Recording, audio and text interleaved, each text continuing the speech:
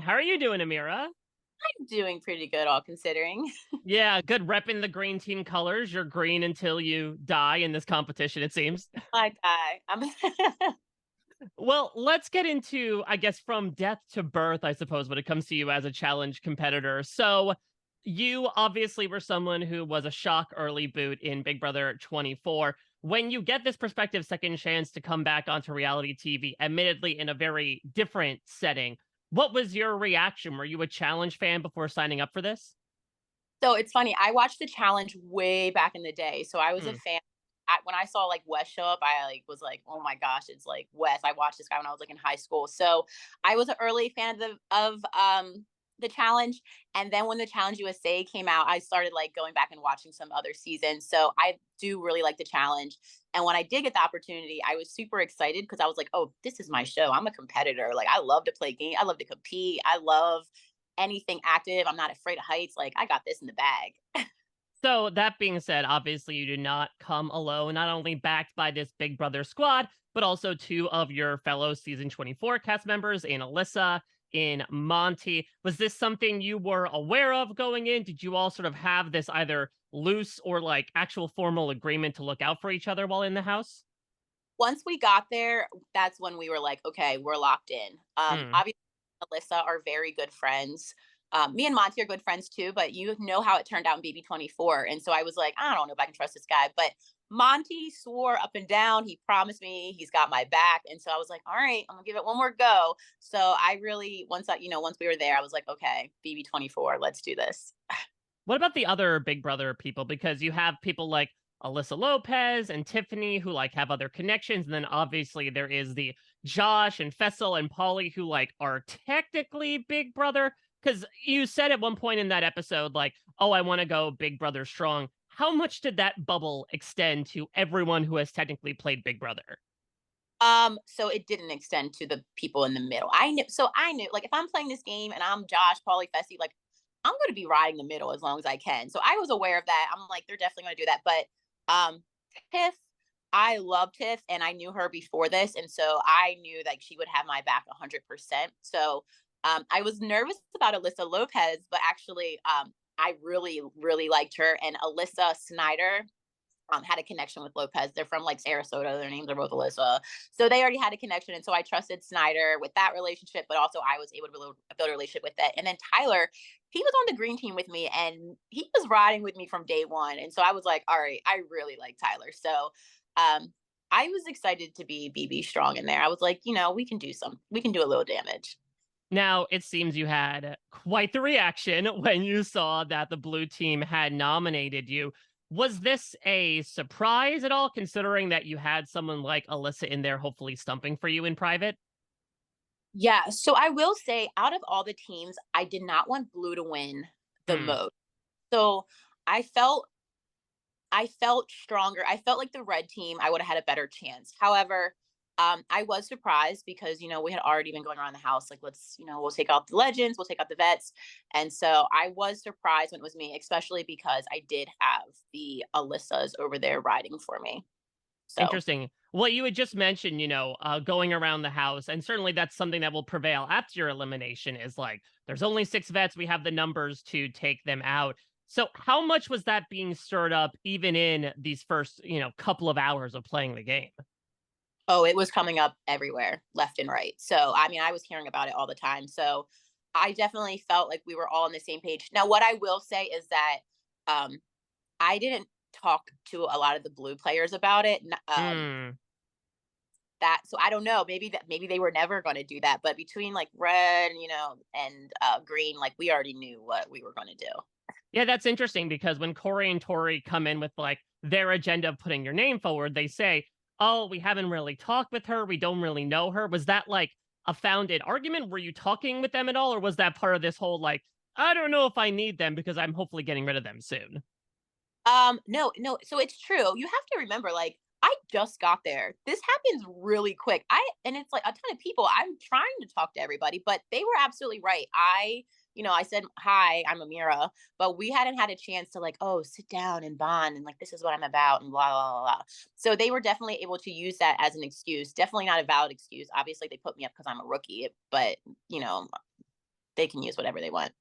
I'm really intrigued because Red, we saw, had this, at least on the surface, united mentality of like, okay, we're all going to put our votes aside, a couple of guys here. Green, we didn't even see your deliberation. Can you give me some perspective as to whether you all agreed to a strategy or was it more of a free for all vote for anyone on Red? So I was going around the house going hard to get a guy's name in. I wouldn't had one-on-ones with everybody. I even was talking to one-on-one. I was trying to talk to one-on-one with everyone, even like Blue. I was like, why did you put me up? Because I wanted to know like what the reasoning, like all of them. I talked to Corey, talked to Fessy.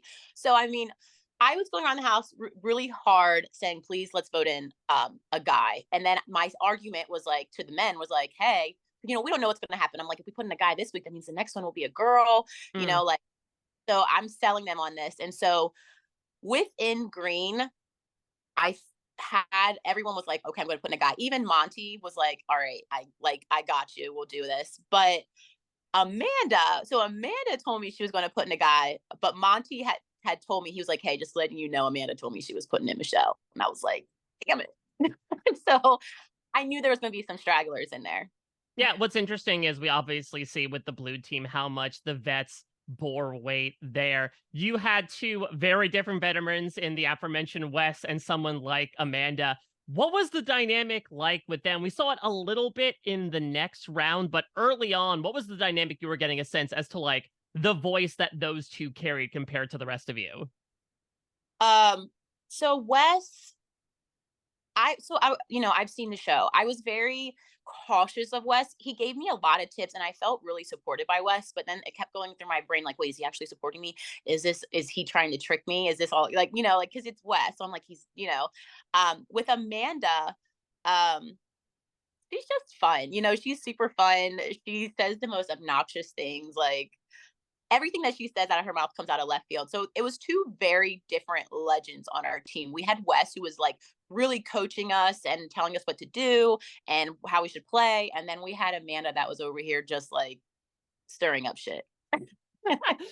So when the big twist is revealed that every vote equals a ball in the hopper and Michelle is drawn here, what was your reaction? Was this something that you were surprised by, something you felt like you had to prepare for more than perhaps the other options that were in the hopper?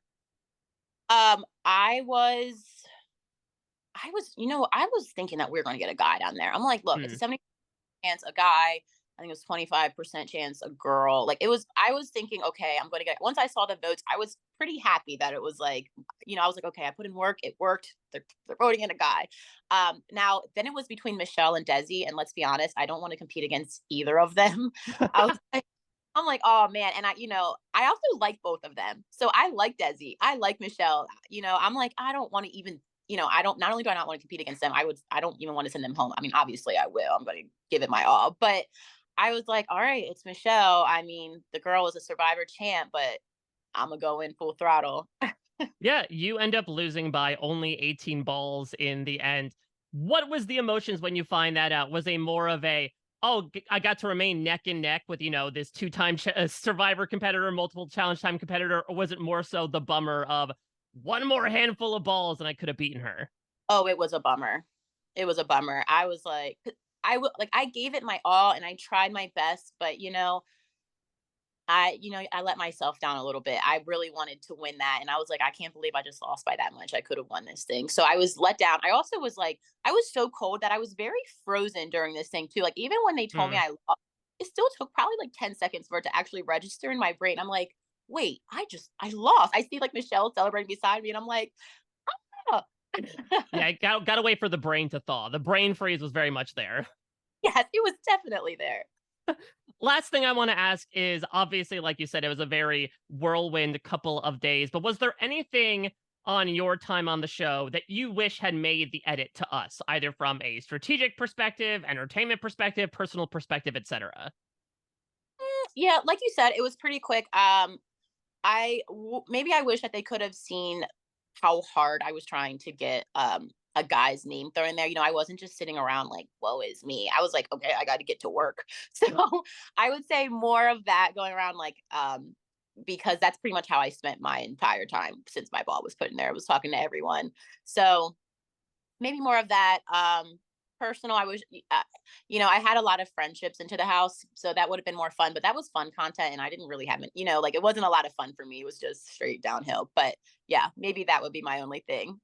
Regardless whether it was uphill or downhill, you got to enjoy the ride. And it was great getting to talk with you as always, Ameerah. Thank you so much for all the intel you brought, and all the best to you and yours. Yay! Thank you so much. Of course, have a good one. You too. Bye bye.